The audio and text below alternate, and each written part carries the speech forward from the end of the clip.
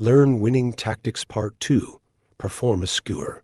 Discovered attack, a double check, and forks. Understand what pins are and how you can pin an enemy piece.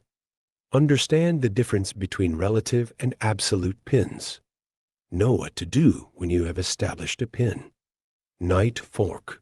While all chess pieces can execute a fork, the knight is renowned as the master of this tactic. Its unique way of moving makes it particularly adept at attacking multiple pieces simultaneously. Forks can be discovered and set up in all stages of the game, but we will begin by examining knight forks in the opening phase. By analyzing this position, you can observe that black has already violated them.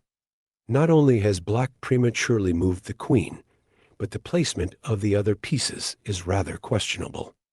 Not only is their pawn on c7 currently hanging to our dark-squared bishop, but notice how black's setup makes castling a rather time-consuming endeavor.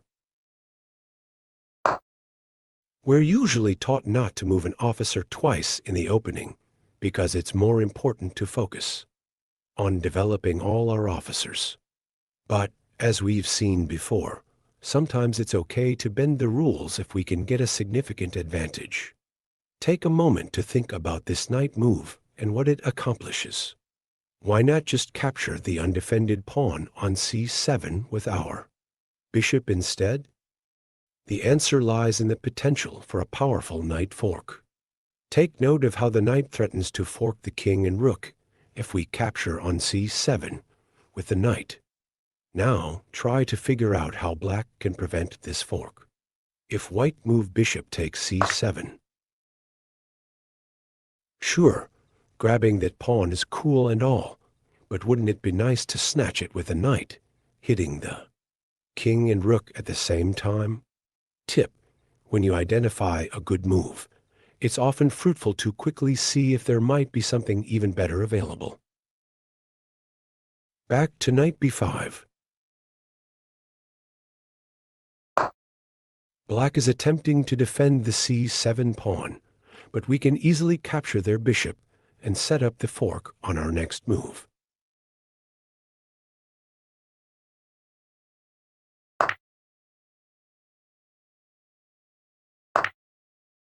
It's forking time.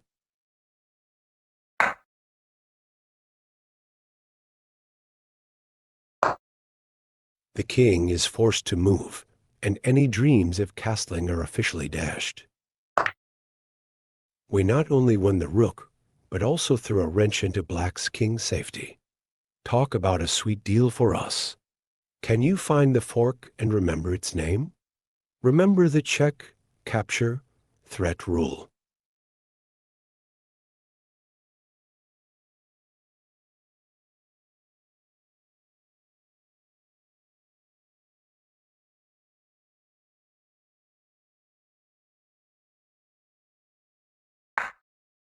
The royal fork in action.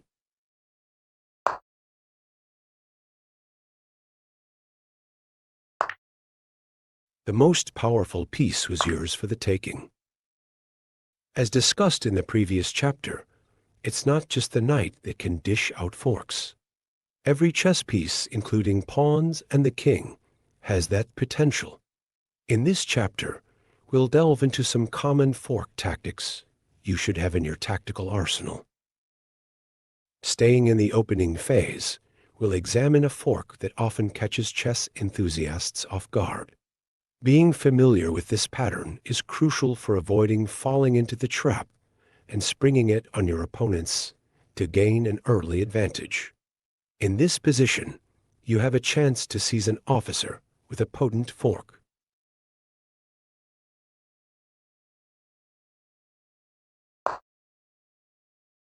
Uh-oh, black's in a pickle here. Never underestimate the might of your pawns. They can play a crucial role in creating simple, yet devastating tactical combinations. In this scenario, our pawn is launching an attack on two enemy officers simultaneously, all while being backed up by our trusty knight. Black's in a bind. There's simply no way to save both of those officers.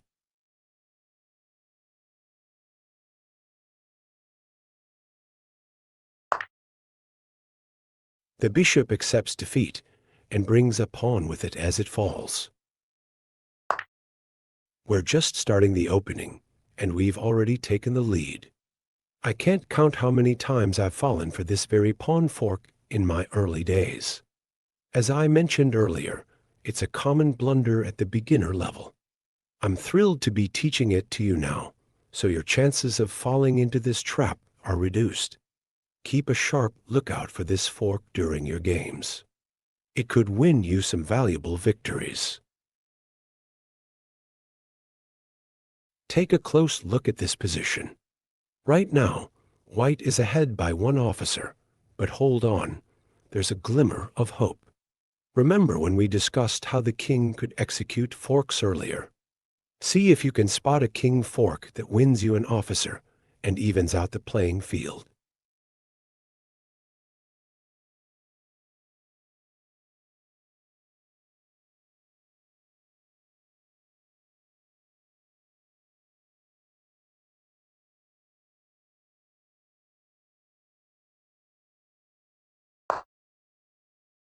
Awesome job.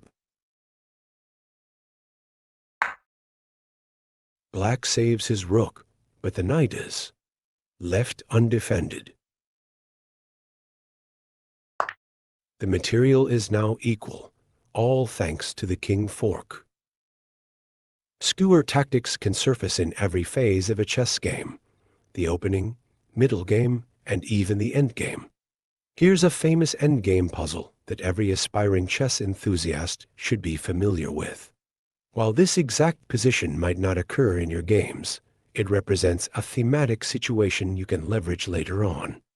It also serves as a great introduction to the next tactical pattern we'll explore, the skewer. How do we promote our pawn when that pesky black rook is guarding the promotion square? Before you read any further, take a moment to see if you can solve it right now. After what felt like an eternity trying to crack this puzzle, I had to admit defeat. Moving our rook seemed to allow our opponent to capture our pawn, but involving our king didn't appear to work, and there were no clever checks in sight to miraculously solve our problem. Or were there? Let's dive deeper into how we can crack this puzzle. The solution lies in the concept of the skewer. Well, didn't waste much time reminding me that I should have contemplated this move, and I overlooked the check, capture, threat rule. This move is indeed a threat and should be taken into account. What does it threaten precisely? It threatens to promote our pawn. But can't black simply capture that pawn? Let's see what happens.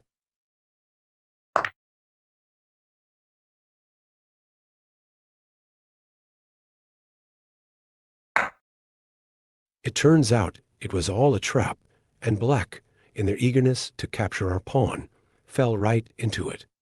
We're delivering a check to the black king, and the rook position behind it is now ours for the taking. This tactical pattern is known as a skewer. A skewer occurs when we attack a more valuable piece, forcing it to move out of the way and allowing us to capture a less valuable piece position behind it.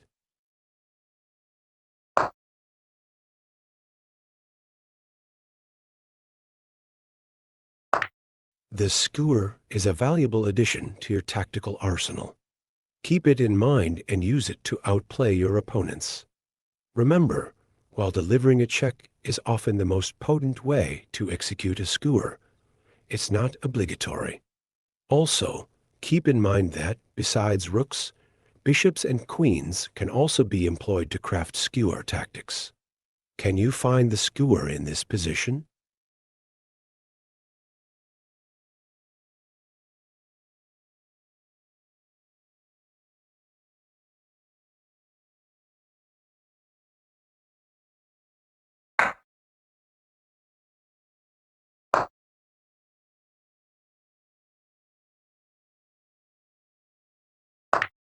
Awesome. Only one move works in this position, and it is a skewer.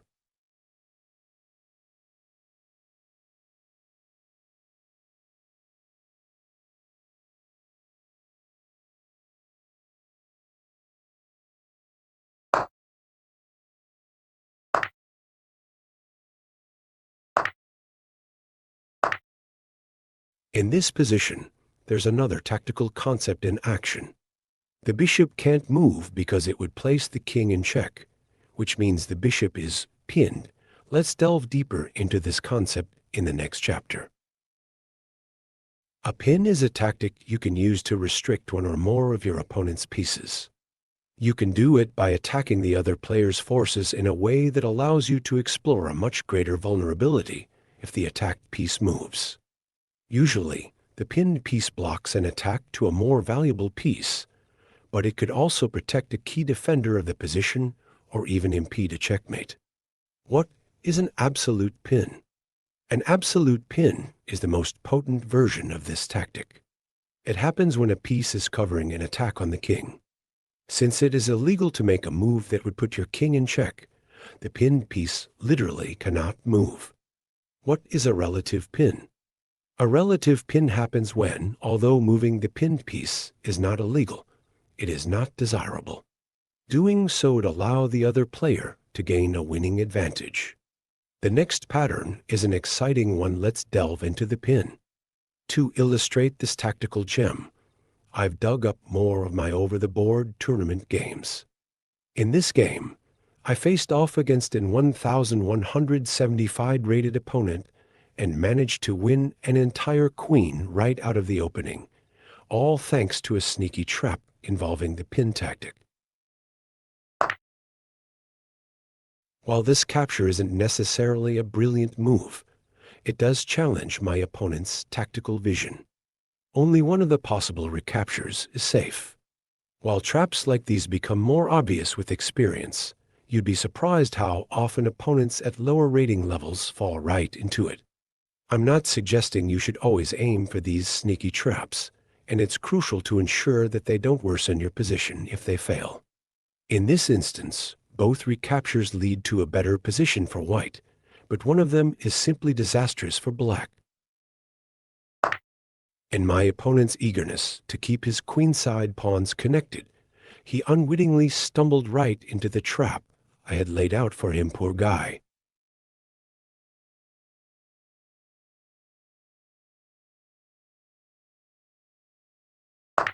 If b takes c6. This recapture is entirely safe for black, but it leaves the pawn on c6 isolated, making it a prime target for us since there are no other pawns to defend it. This tilts the position slightly in our favor.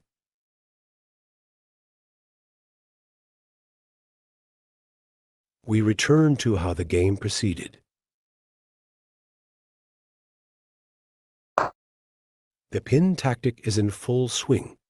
The black queen can't capture our bishop without falling prey to our knight, and she can't move out of the way either, because doing so would expose the king. Notice the similarity between the pin and skewer tactic. The key difference between the two lies in the enemy piece's order. In a skewer, you are attacking the more valuable piece, making it move to avoid capture, and then you capture a less valuable piece behind it. In a pin tactic, a less valuable piece is positioned in front of a more valuable one, effectively immobilizing the less valuable piece to prevent the capture of the more valuable piece behind it.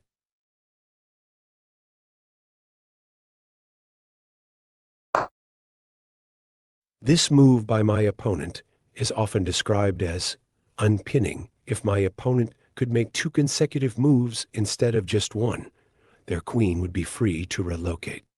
Unfortunately for them, we're limited to 1 move per turn, which means we can capture the queen right out of the opening.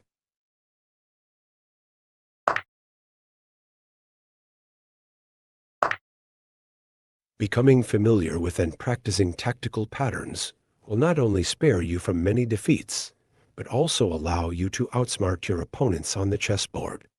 The pin tactic, in particular, is a powerful maneuver, and there's much more to it than we can cover in this section.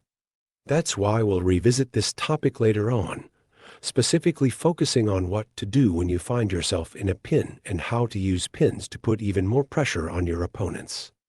For now, let's continue to practice what we have learnt. Can you locate and deliver an absolute pin?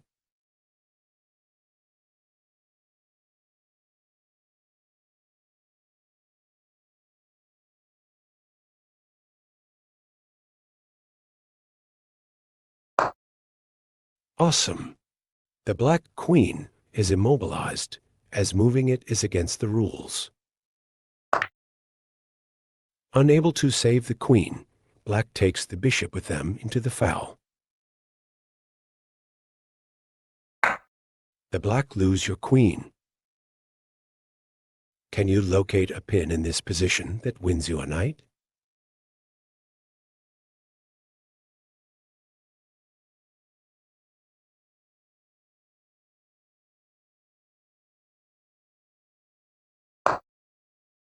Great job. White is unable to protect the knight. This pin is called a relative pin because while it's not against the rules to move the knight, doing so exposes an attack on their rook, a more valuable piece that white wants to keep.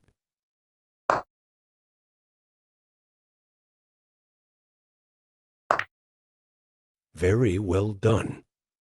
Which relative pin wins you a knight?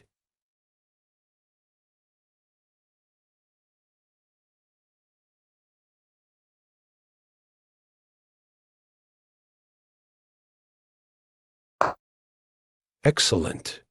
The knight can legally move, but it would expose the rook to capture.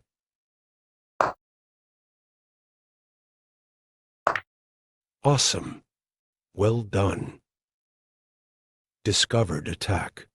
In this section, you will learn about the discovered attack, a potent tactic capable of deciding games, winning valuable enemy pieces, and even delivering checkmates. Just as the name suggests, a discovered attack is an attack that's unleashed by moving one piece, unveiling the hidden threat. To explore this tactic further, let's explore a well-known trap within the chess opening known as the French defense. At first glance, it may seem like our pawn on d4 is under threat. It's being attacked twice by the enemy knight and queen while only being defended once by our knight. Could black potentially win a pawn through exchanges? Let's examine this more closely.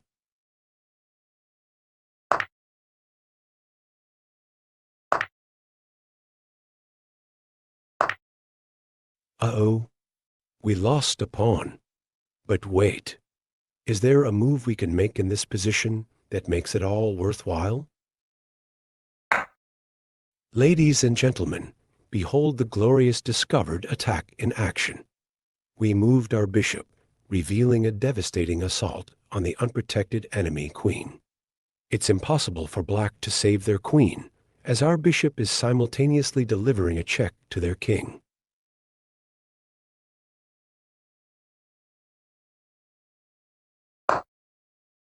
Black responds by blocking the check, and we're now in a position to capture the queen.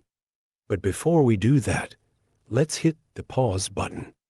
In my experience, it's crucial to take a moment to breathe and survey the entire board when excitement kicks in. When you're excited, you are in an agitated state of mind, which means clear thinking takes a back seat. Some of my biggest chess blunders happened when I got overly excited and skipped the step of evaluating the whole battlefield before cashing in. So, take a good look at this position. What happens if we go ahead and capture the queen?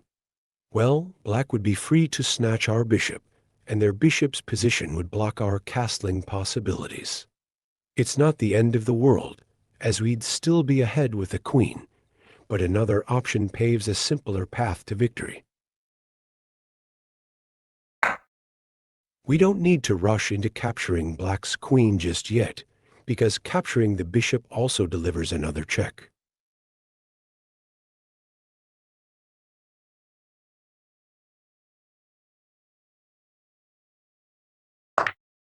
Black's king is definitely looking quite exposed and vulnerable.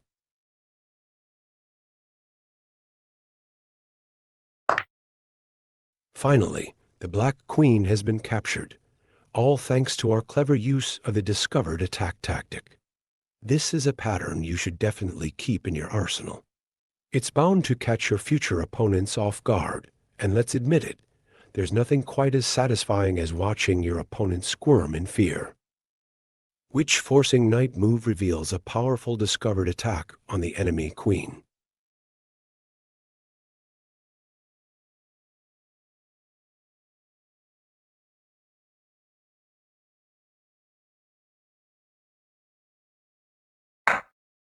Good job.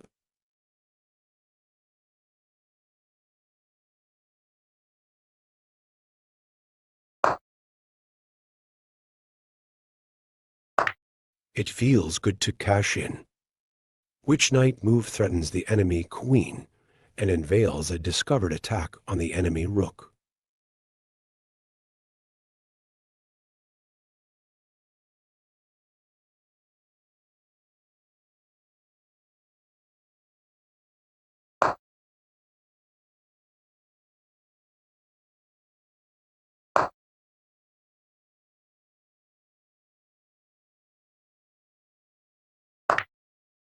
Awesome job.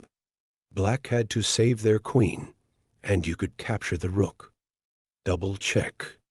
As mentioned, there are many different types of checks in chess. A double check is exactly what it sounds like. A king is put in check by two pieces with a single move. Double check almost always occurs with a discovered check or discovered attack, where one piece moves and exposes a new attack by a previously blocked piece. This example is from one of my classical over-the-board games. My opponent, rated at 1,300 FIDE, has chosen to move a piece twice in the opening before castling their king. This alerted me to the potential of a tactical opportunity that leads to a tactical concept called the double check, which not only jeopardizes my opponent's king's safety, but also gains me 2 pawns. You've already witnessed this bishop sacrifice on f7, which is a common tactic that can occur in various positions.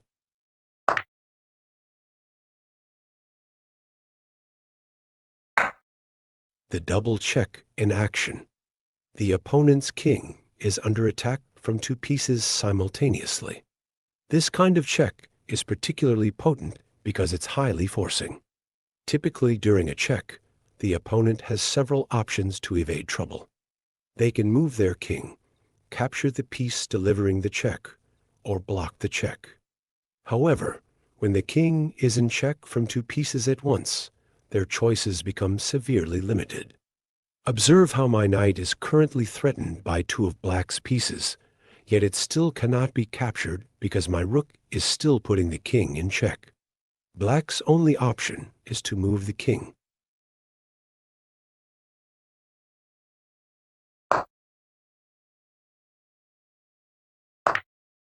We capture the opponent's knight and recover the material we sacrificed.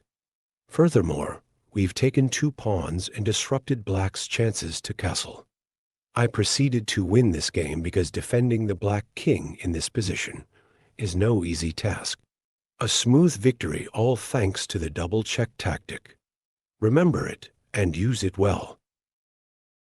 Which double check wins a queen?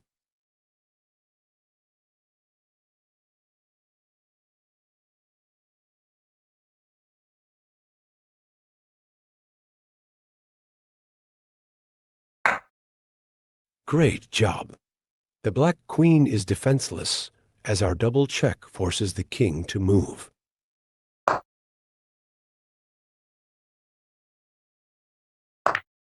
The queen was yours for the taking. You can deliver a double check and a royal fork in one move.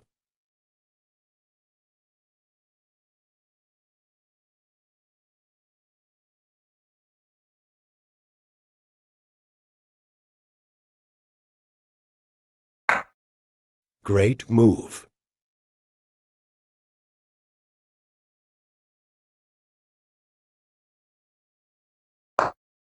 Wait. Another fork?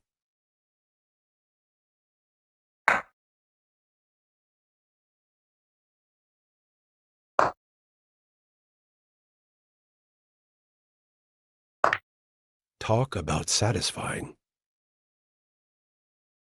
Find a double check that wins you an officer and a pawn.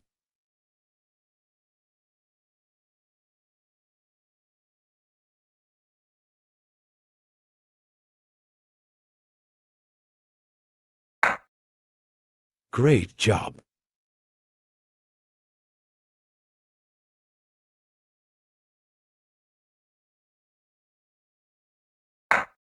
The alternative knight g5 check. This wins you an officer, but you have another option that also snatches a pawn. Back to the main play.